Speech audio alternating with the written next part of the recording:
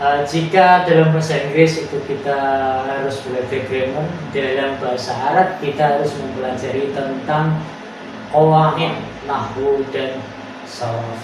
Wayai ngopi? Mantap. Sekali lagi, wayai ngopi? Mantap.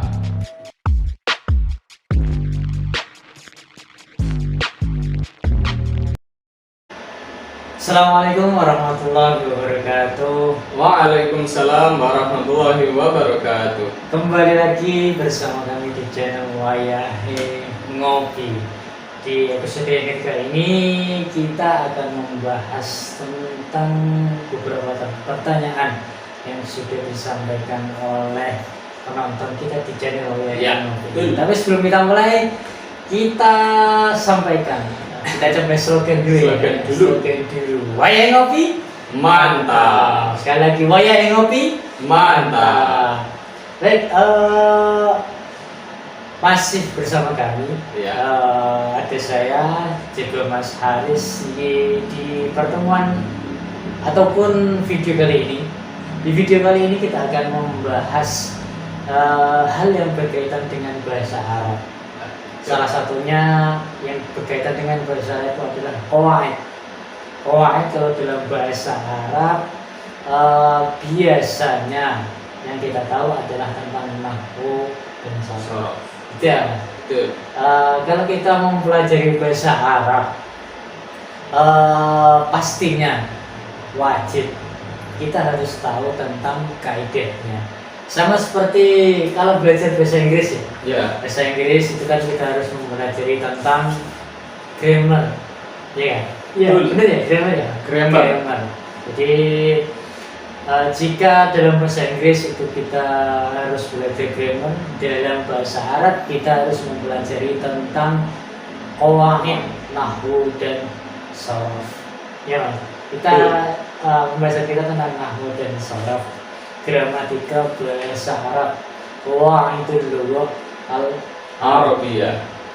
menurut Mas Haris, santai saja. Ya. Enggak lah. Serutup dulu. Sudah dulu, oke, siap. Bismillahirrahmanirrahim. Gramatika bahasa Arab. Kalau kita berbicara atau membahas tentang gramatika bahasa Arab, kira-kira yang ada di benak Mas Haris itu apa? Momok yang rumit. Momok ya. Iya. Kenapa ada kata momok? Ya. Mungkin Ya. mungkin metode pembelajarannya yang langsung ke dalam artian satu tema seperti bab kalam. Bab kalam ya. Kalau di Alfiyah kalamuna, waktu mufidun kastaqim, masun waktu sunhar kunil kalim. Ya. Atau di Jurumiyah itu pasti metode yang dipakai itu tidak diawali dari jabatan kata, ya. Maksudnya jabatan kata atau kedudukan kata atau jenis kata. Yang dimaksud jabatan kata yaitu apakah ini isim, apakah ini jumlah ismiyah yang berupa mubtada dan khobar, atau ini yang berupa jumlah fi'liyah, itu yang berupa fi'il, fa'il dan maf'ul bih. Jadi qawaid ini mungkin bisa kita simpulkan bahwasanya setiap kata dalam bahasa Arab itu pasti ada apa ya, kedudukannya masing-masing. Ya, ada gitu ya. kedudukannya Seperti masing-masing. kalau dalam bahasa Indonesia kan ada subjek, predikat, objek, keterangan gitu ya. Iya. Seperti itu ya. Nah, Mas Haris di sini kita kan ngobrol bareng ya. Iya. Kita diskusi bareng. Kita kira apa saja sih kendala ketika kita mempelajari qawaid, mempelajari nahwu, kaidah bahasa Arab ini.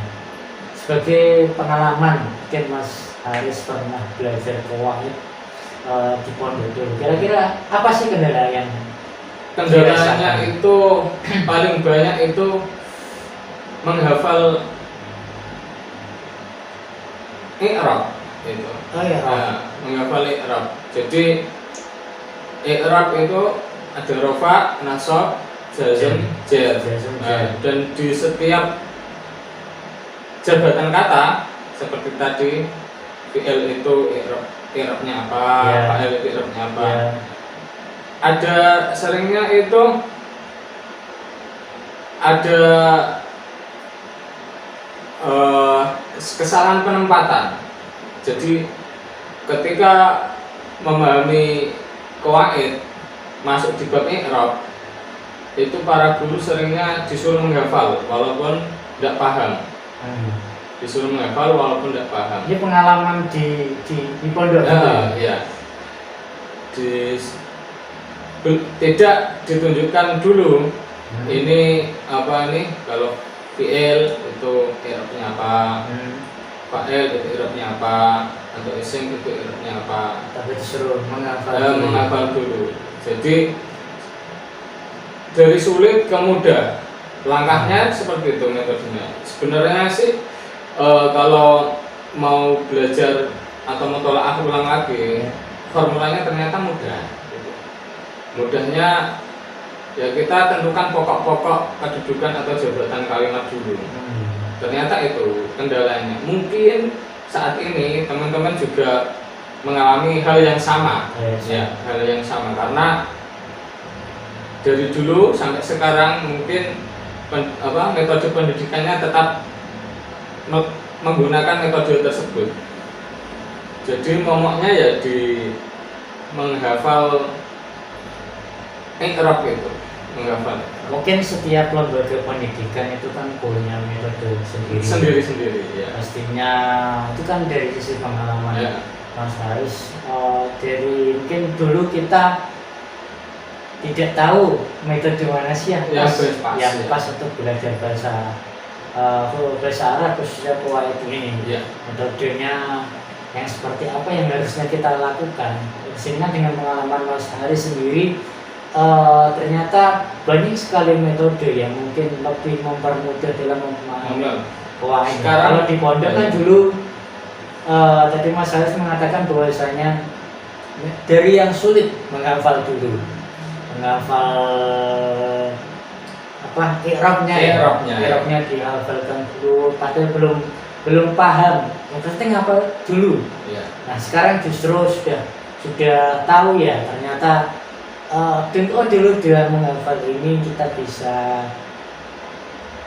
paham. Sekarang sudah paham, sudah memahami. Artinya setiap metode pembelajaran itu pasti ada hasilnya. Dulu memang kita cuman ngapal kita ngapal dulu saja ngapal dewe guru ngapal mungkin ada kendala yang lain. Kendala yang lain tentu banyak ya. Salah satunya itu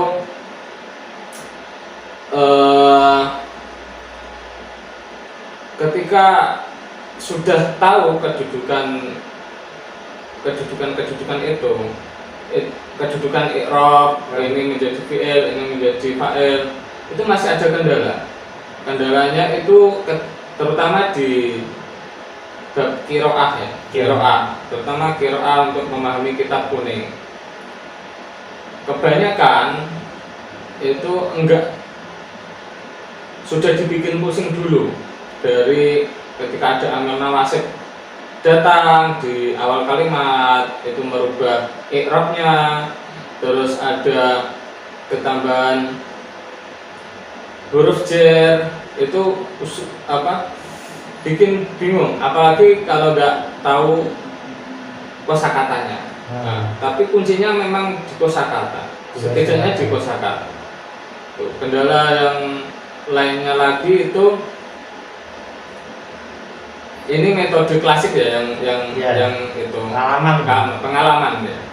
Itu metode klasik itu cara maknanya memang lebih terperinci.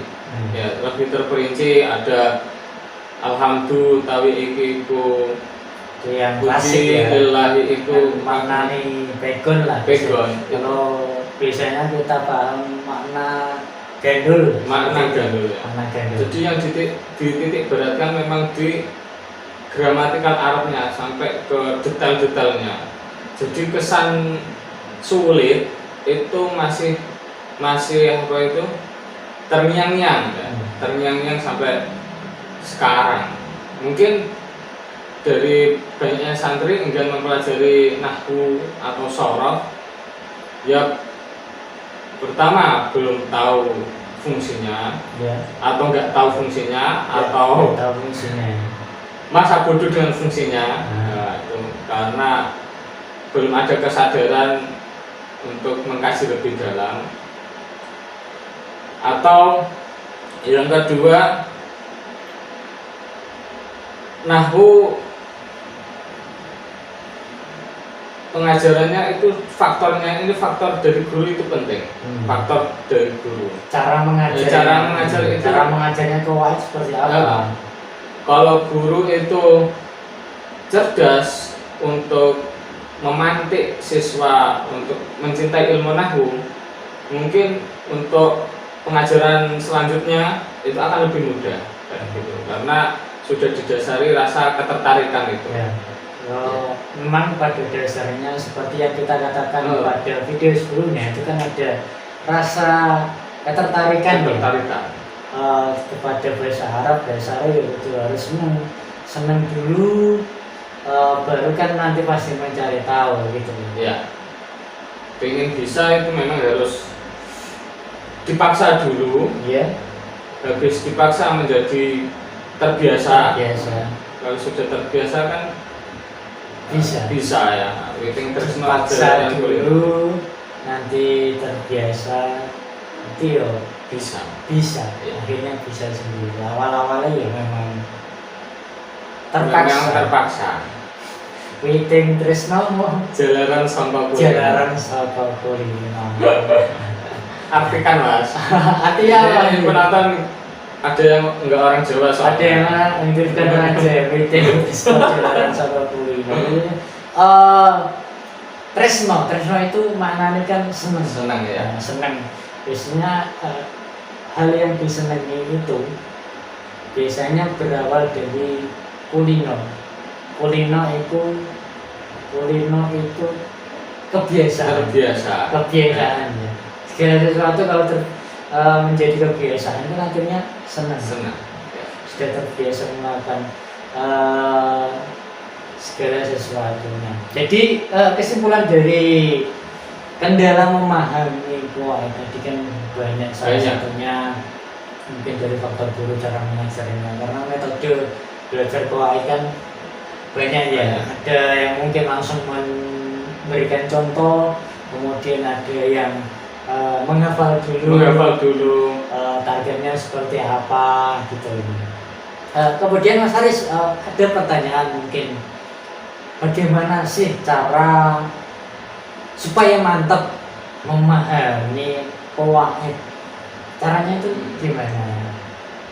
Langkah pertama itu ambil yang pokok-pokok dulu memang. Contohnya itu seperti apa? Contohnya semisal di kalimat alhamdulillahirabbil alamin ya. Kita tentukan dulu atau pahami dulu ketika mempelajari kuwaid itu, dipahami habis itu dihafalkan. Kalau nggak dihafalkan mungkin kayaknya nanti gambiar, karena gramatikal Arab itu tidak beda dengan gramatikal bahasa Inggris. Berbeda. Pasti beda. Yang pertama, langkah yang mantap itu pelajari dulu apa sih yang dinamakan jumlah ismiyah gitu ya. Apa sih yang dinamakan jumlah fi'liyah itu. Tentu ini menjadi penting karena baik di Al-Qur'an, hadis, atau kitab-kitab turos, atau kitab modern, kitab kholaf ya, itu pasti ada kedua jumlah itu. Kalau enggak jumlah ismiyah, itu jumlah fi'liyah. Jadi pasti ya? Pasti. Jadi setiap kalimat itu kalau enggak dia itu jenisnya Jenisnya. jumlah ismi ya. Ismiyah. Berarti jumlah Fi'il fi'il ya. pokoknya salah satu. Ya, salah satu. Pasti kan ada ciri-cirinya. Ada ciri-cirinya. Ya, terus selanjutnya Nah, itu dulu. Dua langkah pertama memang itu. Yang kedua itu mau nggak mau kita harus memperbanyak kosakata. Ini kosakata baik untuk muhadasa atau untuk qiraah. Kalau kita bisa qiraah, bisa kita muhadasa, pasti bisa kitabah. Oh gitu ya. Ya. Berarti setelah kita bisa qiraah, itu pasti bisa kitabah. Jadi ada nyambung gitu ya, Ya. saling berkaitan. Saling berkaitan. Tapi yang terpenting dulu memang di qiraahnya dulu. Qiraah. Qiraahnya dulu. Pengayaan kosakata di situ. Jadi sebelum menginjak ke ciri-ciri apa sih jumlah ismiyah atau jumlah fi'liyah, itu pengayaan kosakata dulu yang menurut saya itu paling penting. Paling penting. Ya, pengayaan kosakata yang penting tahu artinya dulu bahasa Indonesianya. Nah, habis itu langkah ketiga baru kita menentukan apakah ini termasuk kalimat isim, apakah ini kalimat fi'il. Iya. Itu memudahkan sekali jika kita sudah Paham. sudah punya banyak kosakata. Oh, bisa bedakan, tapi dengan dasarnya harus punya kosakata. Kosakata. Nah, habis itu baru 3 langkah ya Mas. Iya. Jadi yang langkah yang ketiga itu kita pelajari yang pokok-pokok dulu. Jadi apa sih ciri-ciri isim, apa sih ciri-ciri fi'il, itu dulu. Tapi wajib dihafal itu. Step by step itu wajib dihafal. Karena apa itu untuk yang lainnya, untuk kayak ada amel nawasib, amel jawazim, itu nanti dulu. Jadi kan ada isim, ada fi'il, ada huruf. Betul. Kalau tidak salah itu pembagian kata ya. Ya, pembagian. Kata, kalau kata perlu digaris bawahi atau perlu ditekankan. Kalau kita memahami kata itu kan dalam bahasa Indonesia ya. Kalau dalam bahasa Arab itu kan namanya kalimat. Iya. Ya. Kalimat kaf lam mim ta itu kalimat. Ya, kalau kalimat dalam bahasa Indonesia, kalau diarabkan itu namanya jumlah. Makanya ada jumlah ismiyah dan jumlah fi'liyah. Nah, kemudian kata itu dibagi menjadi 3 tadi. Ya, benar ya. Ada isim, fi'il, dan huruf. Ya kan? Dalam jumlah ismiyah dan jumlah fi'liyah itu pasti ada salah satu dari jenis ini. Ada isim, fi'il, dan huruf. Itu ya. Ya. Kemudian langkah yang keempat, setelah memahami ciri-ciri isim, ciri-ciri fi'il, itu kita langsung praktek di teks. Gitu, langsung praktek di teks. Kalau peribahasanya itu menyelam sambil minum air. Jadi setelah memahami cara-cara tadi, dasar-dasarnya dulu, jumlah fi'liyah, kemudian ada fi'il dan huruf. Kalau tidak kita harus praktek ya. Iya, praktek. Tahu apa kalimatnya ini seperti apa. Nanti kan tahu sendiri. Ya ciri-cirinya itu seperti itu. Mau nggak mau memang mempelajari kaidah kaidah qawaid itu dipahami dulu, habis itu dihafal. Karena itu bagian dari fungsi nahwu itu untuk melihat kedudukan akhir kalimat. Gitu. Nah ini sedikit pertanyaan Mas Haris, ya, mungkin ada yang bingung. Kan tadi membahas tentang fungsi nahwu. Kira-kira apa sih bedanya antara ilmu nahwu dan sorof? Kalau bedanya bisa dibedakan dengan mudah ya. Kalau nahwu itu identik dengan perubahan harokat atau apa itu kedudukan kalau di istilah nahwu di akhir kalimat. Itu berarti ilmu nahwu itu di akhir kalimatnya. Ya. Kalau sorofnya Kalau sorof itu di perubahan kata. di perubahan Di kata. perubahan kata. Kalau di bahasa Indonesia kan ada semisal contoh kerja itu bisa menjadi bekerja atau dikerjakan atau pekerjaan. Kerjaan. Kayak seperti itu, sejenis itu apa fungsi Jadi sorof. gampang ya membedakan antara nahwu dan sorof. Jadi kalau nahwu itu mempelajari tentang akhir kata, Ya, kata akhir kalimat al-arabiyah, kata bahasa Arab.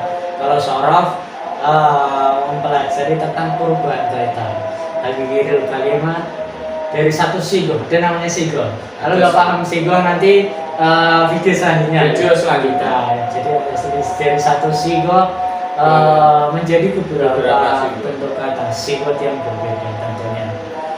Cukup ya? Ya, saya kira cuma 4 langkah itu sih mudah sekali. Langkah Jadi itu ya. bisa teman-teman pelajari belajar secara mandiri, tidak perlu dituntun ini kedudukannya menjadi fi'il, nggak perlu karena sudah banyak metode yang mudah. Ya. Kalau sudah bisa yang mudah, jangan takut untuk mempelajari yang sulit. Misal contoh kita pelajaran yang mudah di kitab Jurumiyah dulu atau kitab-kitab tipis-tipis dulu. Ya. Nanti masuk ke kitab-kitab yang besar-besar gitu. Jadi belajar qawaid tidak bisa langsung yang paling sulit, tidak bisa. Enggak. Nanti harus step by step. Kemudian kalau bisa dianjurkan mempelajari itu dari yang paling mudah. Pokoknya dulu ya. Pokoknya dulu isim, fi'il, huruf itu seperti apa. Kemudian nanti harus paham tentang jumlah ismiyah ataupun jumlah fi'iliyah. Apa sih bedanya gitu loh.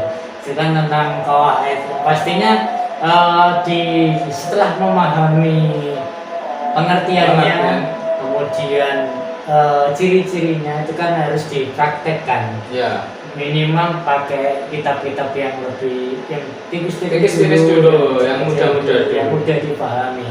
Kan step by step nanti supaya bisa berkembang lah. Nah, gak usah minder ya? Gak usah minder. Gak usah minder kalau mempelajari tentang qawaid bahasa Arab itu gak usah minder. Gak usah pusing dulu ketika mau mempelajari gramatikal Arab kayak nahwu. Gak usah pusing dulu. Gak usah pusing dulu. Yang penting berani, gak takut. Pede. Yang penting pede. Mungkin ada yang disampaikan buat pemirsa teman-teman yang menonton yang pengen mempelajari qawaid. Oh ya, yang pengen mempelajari qawaid Ya. nahwu. Caranya banyak metode. Yang Metodenya. paling mudah misalnya metode apa? Untuk sekarang metodenya banyak yang mudah sekali. Banyak yang mudah. Yang sulit itu konsisten gitu. Oh. Itu dari dulu ada kayak metode amsilati. Ya. Amsilati itu tahun 2000-an mulainya. Itu ya bagus. Itu kayak semisal jabang bayi itu didulang. Nah, kalau teman-teman ini sudah besar, baru ada niatan atau ketertarikan belajar nahwu, otomatis pilih metode yang mudah aja.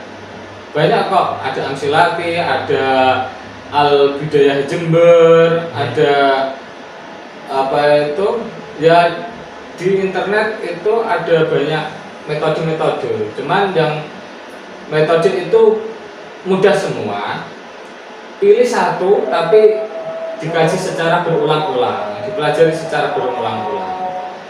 Yang penting pilih salah satu metode saja yang mungkin paling mudah untuk membuat kita paham, terus dipraktekkan, dan yang penting konsisten. Jadi konsisten mungkin sebagian orang menganggap bahwasanya Kristen itu susah sekali. Susah. Nah, makanya bagaimana cara kita bisa belajar bahwa itu secara kontinu terus step by step sampai kita memang bisa memahami kalimat-kalimat berbahasa Arab dan bisa memahami teks secara kontekstual di kitab-kitab gitu. Mungkin kita cukupkan tentang video ini, cukup ya? Ya, saya cukup. Jika ada pertanyaan nanti bisa disampaikan di kolom komentar atau bisa mengabarkan secara langsung. Kita cukupkan per pembahasan. Ya, pembahasan atau diskusi atau dialog. Perkopian. Perkopian olah pikir. Jadi jika ada masukan, pertanyaan nanti silakan disampaikan di kolom komentar. Jangan lupa like, share, kemudian subscribe juga. Kurang lebihnya mohon maaf. Khairul kalam, Allahumma fiqhil aqwamit thariq. Assalamualaikum warahmatullahi wabarakatuh. Hoyai ngopi, Mantap. Sekali lagi, hoyai ngopi, Mantap.